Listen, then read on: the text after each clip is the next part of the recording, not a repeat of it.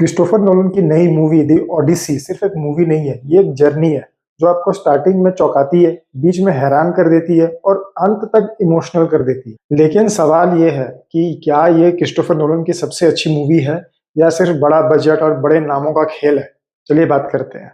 Trojan war खत्म हो चुकी है और ओडिसियस अपने घर जाना चाहता है, लेकिन उसको घर पहुंचने में लगते हैं 10 साल। और इन 10 सालों में उसका सामना होता है बड़े बड़े राक्षसों से, समुद्र में रहने वाले अजीबो-गरीब जीवों से, जादूगरनियों से, देवताओं से, और सबसे बड़ी चीज उसका सामना होता है उसके अंदर के डर और पछतावे से। यही चीज इस फिल्म को दूसरी साधारण एडवेंचर मूवी से बहुत ऊपर उठा देती है। अगर आप सोच रहे हैं कि दी ओडिसी सिर्फ तलवारें, युद्ध और सीजीआई मॉन्स्टर वाली फिल्म है, तो आप गलत हैं। असल में दी ओडिसी एक आदमी के घर वापसी यात्रा से ज्यादा है, एक टूटे हुए इंसान की आत्मा की यात्रा है। अब बात करते हैं इस मूवी के सबसे बड़े हथियार की, मैट डेमन।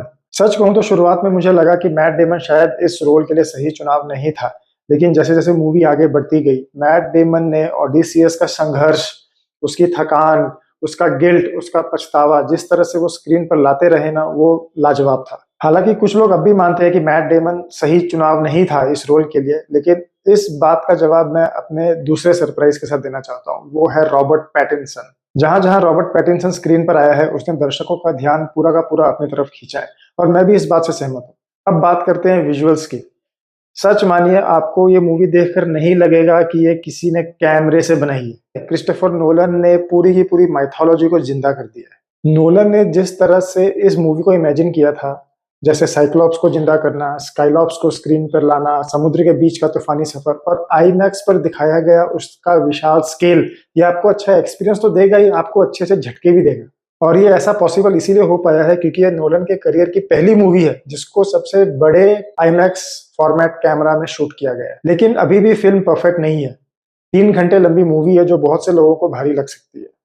कुछ पार्ट्स बहुत एक्साइटिंग है, लेकिन कुछ पार्ट्स बहुत स्लो भी है। नोलन की फिल्म मेकिंग स्टाइल बहुत कॉम्प्लेक्स है, उसी तरह इस मूवी के भी कुछ पार्ट्स बहुत कॉम्प्लेक्स है। मूवी देखते देखते अगर आप लोगों का ध्यान थोड़ा भी भटका तो आप लोग बहुत इंपॉर्टेंट पार्ट्स मिस कर सकते हो। एक और इम्पोर्टेंट बात, फिल्म रिलीज होने के बाद भी कुछ लोग इसको ओवररेटेड बता रहे हैं, कुछ इसको मास्टरपीस बता रहे हैं। मतलब ये ऐसी मूवी है जो खत्म होने के बाद भी लोगों को चर्चा करने पर मजबूर कर देती है। तो आखिरी फैसला क्या है? अगर आप लोगों को Interstellar, gladiator, Lord of the rings, dune, बड़े स्केल की मूवीज पसंद है तो ओडिसियस मिस मत करना।